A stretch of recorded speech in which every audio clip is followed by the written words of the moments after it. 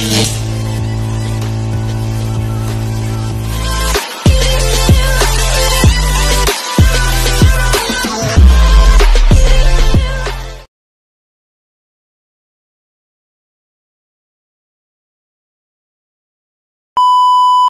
artistry, uniqueness sa performance yun. At least, more or less, alam natin kung ano yung mga pinoperform ng mga artists natin today, right?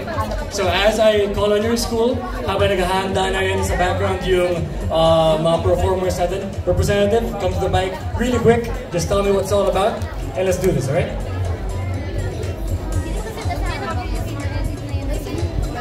And I think kanina may mga naghahanap yata ng open mic, ano? I believe nag-gather talaga today, madami sa mga artists natin in Baguio City. So mamaya ang konti, nagsabi ako ng open mic time. Alright, so lahat ng mga artists, poets natin dyan, that just want to share their work, you know, their heart with the city. This is your chance, alright? This is your mic. So mamaya ang konti, magtawag tayo ng open mic, mag-ready na kayo, okay? Alright, so mukhang nag-ready lang ating mga judges. And of course, thank you by the way sa organizers natin. Alright, sa lahat ng organizers natin. Sir Mon, nandito ba kayo? Thank you very much, Sir Mon. Ma'am Joy, thank you very much, Ma'am Joy. Ma'am Hart, thank you very much, of course. Sa lahat ng organizing team, hindi ko mabanggit lahat ng mga tao, but thank you very much. Thank you very much to the City of Baguio for really providing us a literal stage. Literally, meron tayong stage ng Session Road para sa ating artistry.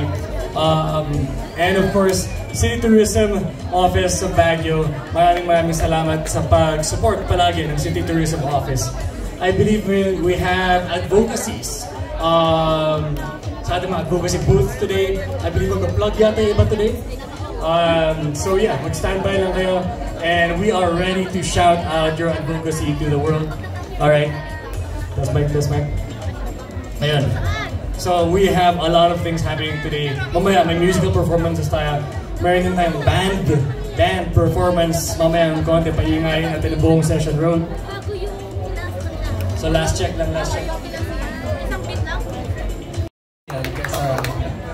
Kesa sa akin. Maraming salamat, magandang hapon. At ako'y personally natutuwa. Hindi pa nag-umpisa yung competition natin na nararamdaman ko na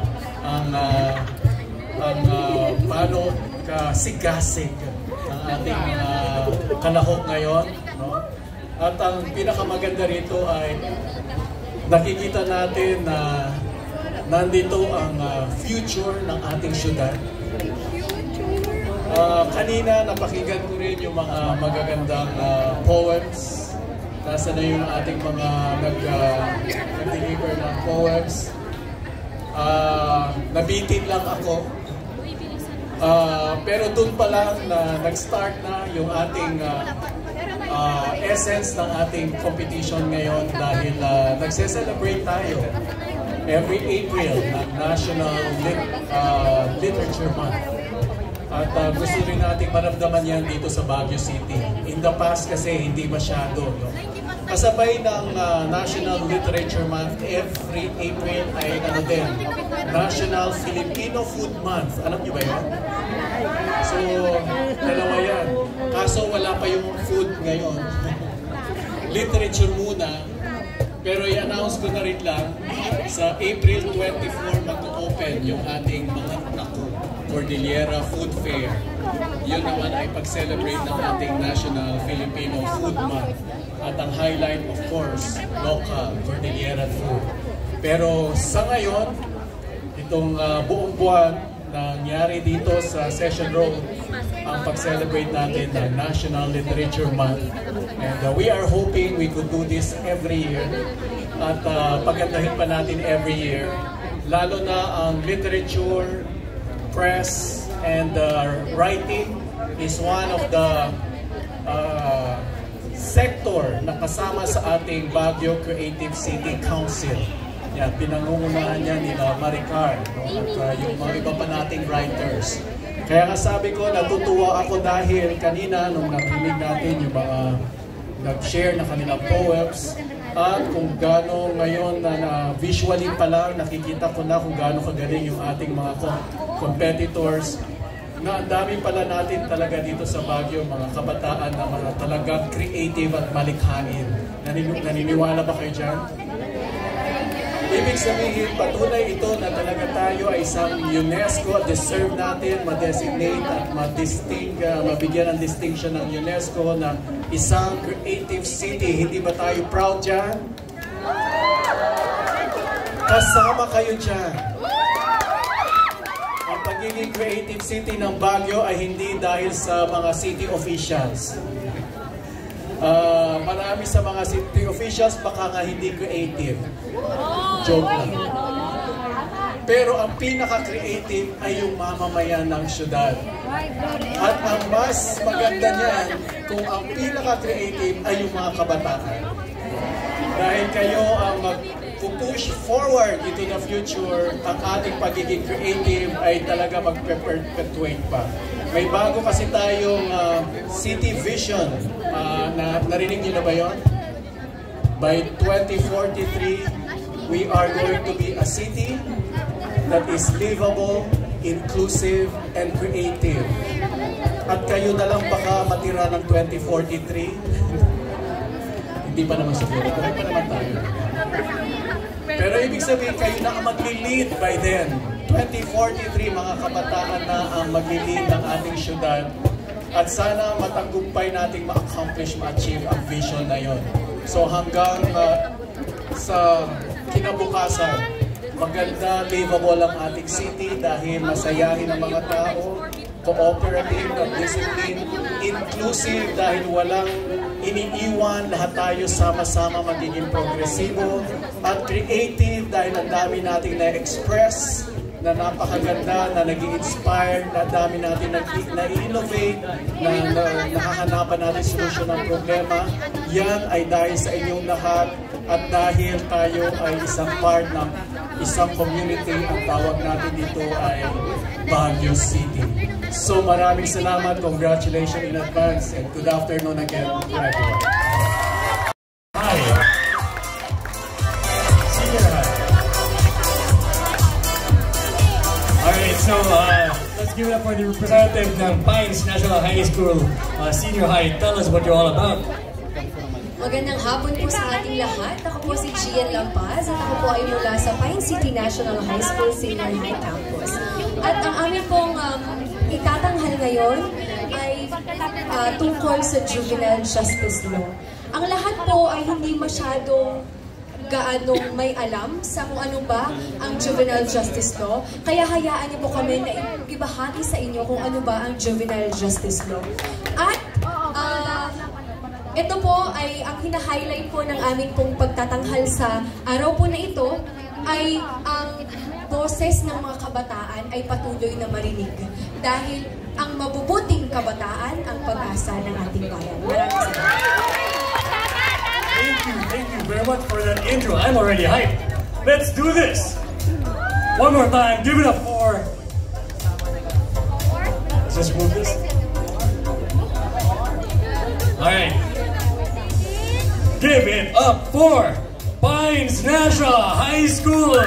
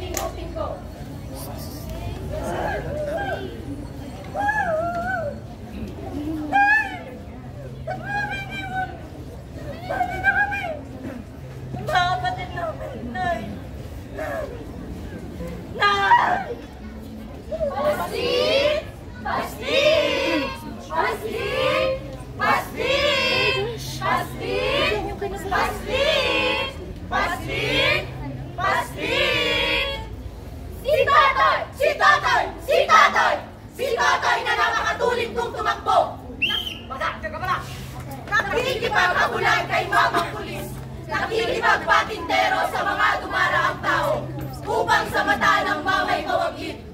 Sa isang madilim at makalilimalim na pasilyo, isang paslit ang nagtatago.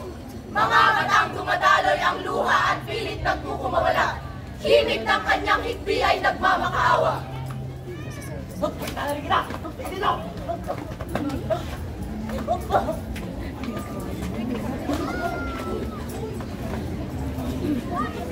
Isang paslit na tinakasan ng kamuwangan, paslit na hindi alam ang kanyang kamalian. Tignan mo siya ngayon lubos na pinahihirapan. Ang kanyang mga pangarap ay nakakumpli sa rehas ng kalupitan! Kalupitan! Kalupitan! Sa panahon ngayon, higit na dumarami ang ganitong dago. Sila ng kahirapan, sila'y nahihimo. Magpupuslit na lang upang may pambili ng makakain. Ngayong alit ka! Gumawa ng di ka nais-nais upang hindi tutumin.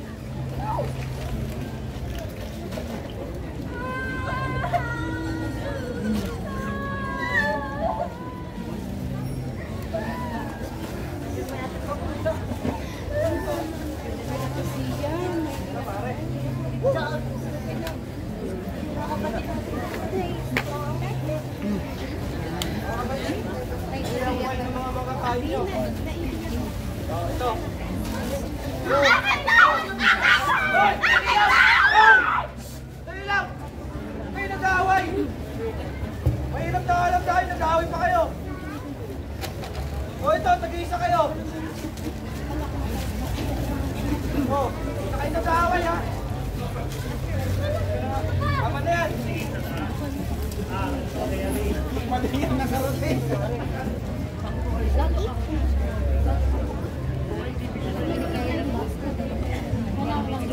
Kabataan, saan ka nga ba patungo? Bakit tila sa mundo ikaw ay bilanggo? Wala ka dyan sa kadenang kwintas! Huwag mo hayaang karapatan mo'y nakaposas! Proteksyon ng mga batang inabuso! Juvenile Justice Law! Juvenile Justice Law! Juvenile Justice Law! Tinututukan ng karapatan ng isang paslit na gaya ko. Juvenile Justice Law! Juvenile Justice Law! Juvenile Justice Law! Batas hangat ay pagbabago. Batas na kumikilala. Batas na kumikilala! Batas na kumakalinga! Batas na kumakalinga! Batas para sa mga bata. Batas para sa mga bata! Ito ang Batas Republika 9,344. Ang batas na ito ang ating bigyang pansin.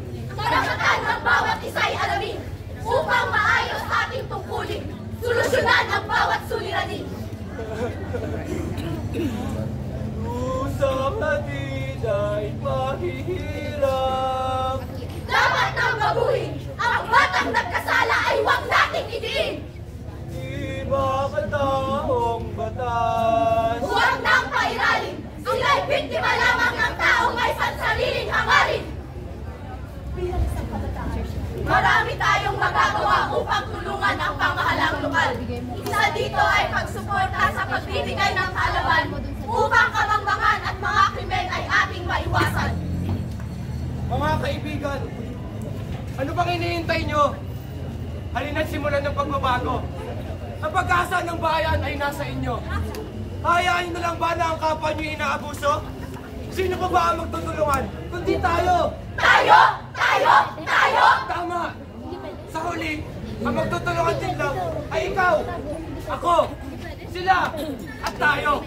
Kaya ano pang hinihintay nyo? Halina't simulan ng pagbabago! Pagbabago! Pagbabago! Pagbabago! Pagbabago! Halina't simulan ng pagbabago! Gamit bisig! Sama-sama! Makakatulungan tayo!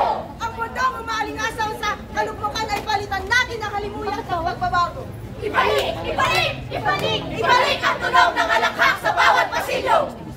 Kababayan, gamitin natin ang ating boses upang ibahagi ang ating nalalaman at hinulan ng ating nasaksihan tungkol sa pagsihan at kaligtasan. Gagamitin ko ang aking boses upang ibahagi ang aking nalalaman. Kabataan ay isalba at protektahan, sapagkat ang sabi ni Rizal, Ang kabataan, pag-asa ng bayan. Sama. Kayong lahat ay biniyayaan ng katalinuhan. Likas na makabayan. Tulay para sa magandang kinabukasan. Kaya hindi sila nararapat tanggalan ng karapatan. Mga tandaan, pag-isipan mo mabuti ang bawat hakbang. Matuto tayo sa ating kamalingan. Isalba mo ang sarili sa kaparusahan. Dahil tayo ang pag-asa ng ating bayan. Panayon, kapwa Pilipino!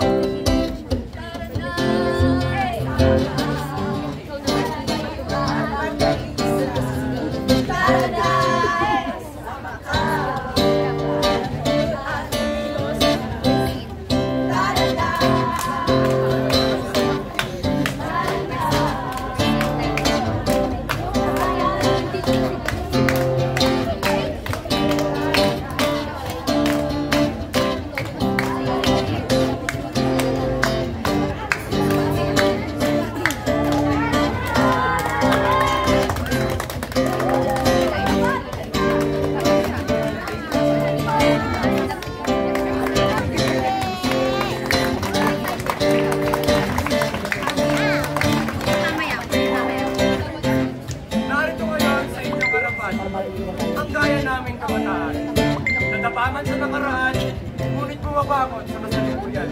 Ang kaya naming waran ay dapat tularan. Gamitin ang mga asuran tungo sa magandang kinabukasan. Kabataan!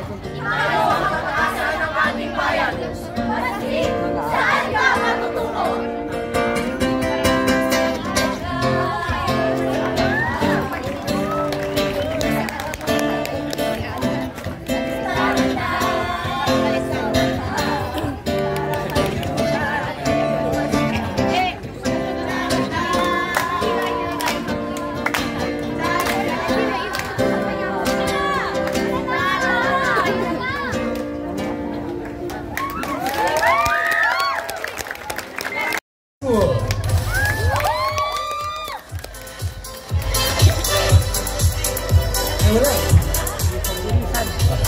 Sabi sa wadi ko kami yun eh. Wala ba?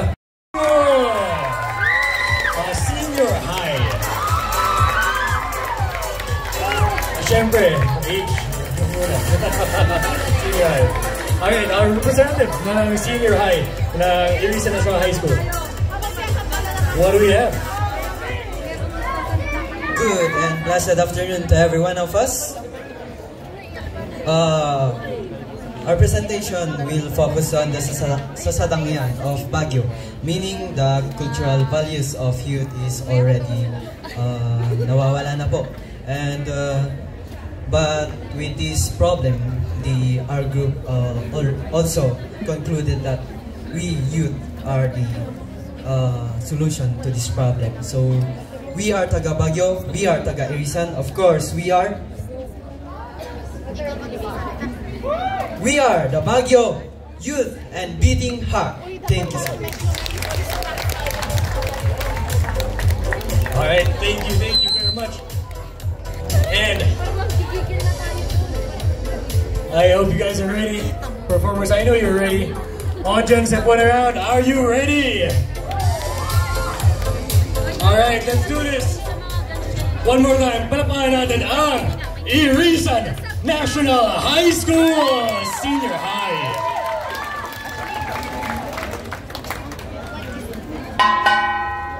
Luwatay tulda, watay lambak, luwatay lambak, watay palagdaragsak.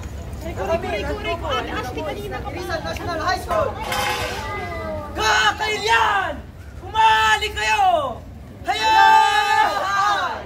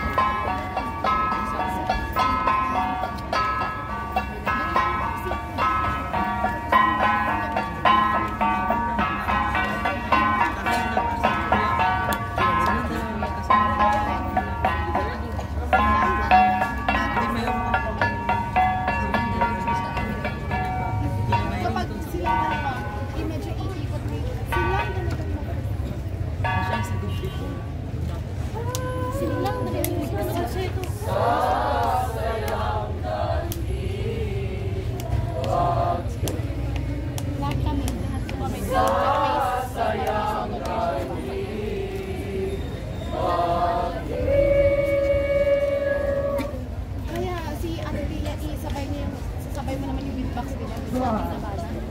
Isasabay mo naman yung beatbox din sa kanta.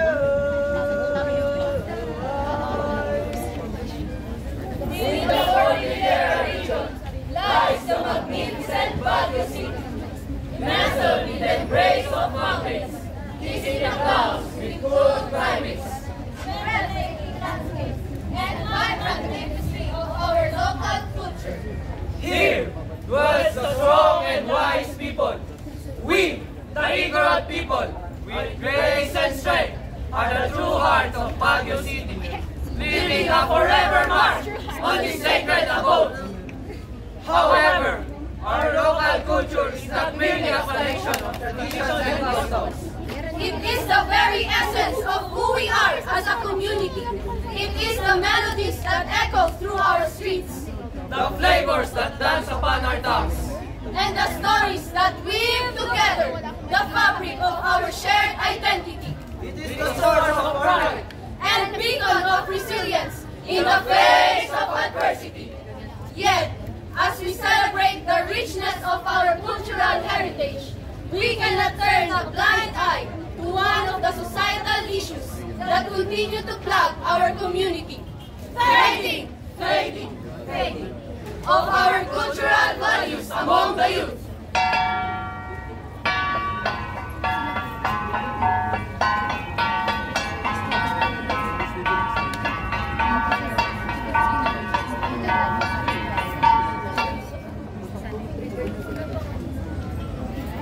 Baguio City and its igor culture is not a relic of the past. I repeat, it is never a relic of the past. Nangagyo kakadwa, our culture is not a relic of the past. Suwa ka dyan! Nasyarali kultura dyan tinawid kayo! Hutatag Indian tempo ay Shiva lang! Po at opo, alam niyo pa bang rumespeto? Lola, lolo, uncle, auntie, manong, manang, amuyupay, bangay, baga! Ay, inayan! Inayan! Inayan! Inayan, baysa! Inayan, bay, di ikam ay sana! Inayan, di may respeto na! Inayan, di maliban sa kultura na! Ay, salidumay, diwan. Ay, salidumay, diwan. Now, how cool would it be to see the youth gracefully playing the conch? Can you do it? Can you? 'Cause I can do it!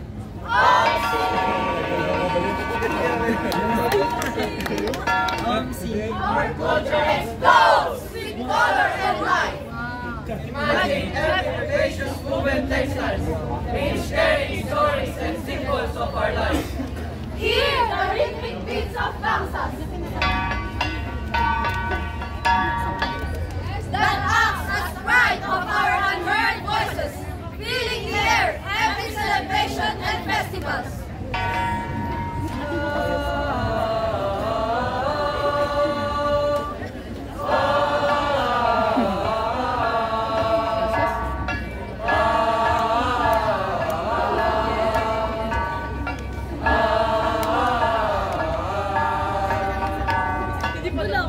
Witness the graceful movements of dancers from our loving brothers and sisters of different groups.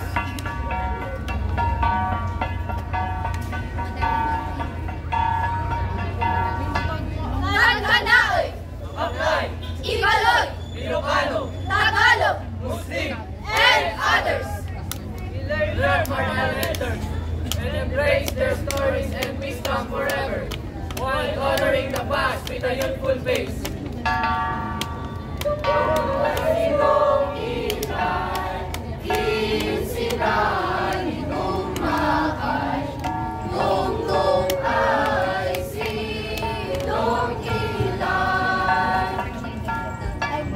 In today's modern times, technology and advancements may increase our spirit, but with all our might, we envision to be the storytellers, the dancers, The artists, who will keep our pride, culture, and traditions alive for future generations.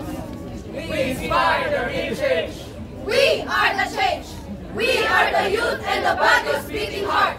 We must rise and share our ancestors' remarkable legacy for our future, to see a brighter future. Brighter youth, brighter Baguio. Mag-iwa, taga-Baguio ako. Saan ang taga-Baguio? Everyone, let us all ring for a glorious Baguio. Iyaman.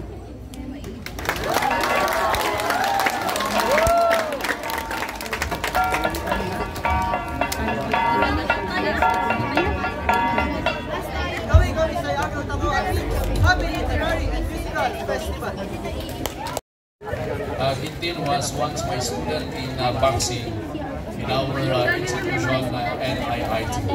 And good afternoon sa ating lahat. Pwede bang papalakpak tayo ng malakas para sa ating mga kabataan sa ating syudad ng Baguio. Of course, we would like to acknowledge also the presence of our Board of Judges. Alam po natin na nahihirapan itong mga ito. Empowered women and men. Yan. At palakpakan po natin itong mga judges natin. To the organizers, special mention kay Madam Miss Castillo for the invitation. And thank you for this opportunity to speak in front of you, our young people. Nagpapakita that indeed our city of Baguio is a very creative city. Especially our young people are actively involved. Kaya ito po mga bisita natin, may mga bisita na galing sa iba't ibang mga lugar. This is our city of Baguio welcoming you. Kaya salamat sa inyo sa pagdating nyo sa ating syudad ng Baguio. Dalawa po yung mensahe natin. Unang-una, yung importansya po sa atin ng ating kultura. Napaka-importante yan. Culture is our identity, as they say. So that when we lose that culture, we lose that identity in a way that we won't be reaching our destiny in life. And napaka-importante sa atin, yung mga binigkas ng mga performers. Although isa lang po yung aking napanood, pero sabi nila that they are very proud that we are from the city of Baguio and we are from the Cordillera. We are also IPs and we are Filipinos. When we speak about tradition, it's a matter of transferring the cultural practices from one generation going to the next generation. Kaya importante sa atin ang parte talaga ng ating kabataan kasi at the end, ito pong ating ginagawa sa ngayon ay para sa kanila. At ang pangalawa, it's all about the power of being young. Being young is always a privilege. Always make of it or make use of it before losing such. As they say that when you are young, it is the best time for you to become good, to become the best version of yourself, or even to become the worst version of yourself.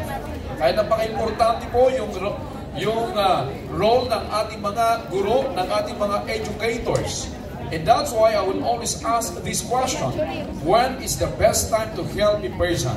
The best time to help a person is when that person is not yet a lucky star. If that person is still a so-called self-starter, that is the best time to help them, and that is what we are doing, investing our programs, activities, and even projects here in the city of Baguio to our young people. Kaya kayo po mga kabataan natin, hindi lang po kayo mga pag-asa ng ating bayan, because again, hope is simply a positive concept. But we need to put it into reality, and because of our dynamic teachers, dynamic educators, we have also our very supportive parents and the local government unit of Baguio willing to join with you. I know that as one, we could be able to advance our city in the wide road of development. The voice of our young people is considered as the loudest voice in the world. And that's why for us to advance as one city, we need to actively involve our young people. We need to listen to them because at the end, they are the foundations of our city of Baguio. With that, maraming salamat, congratulations. Gawis ay Cordillera Kanatawamin. Matagod-tagod to kami. God bless everyone.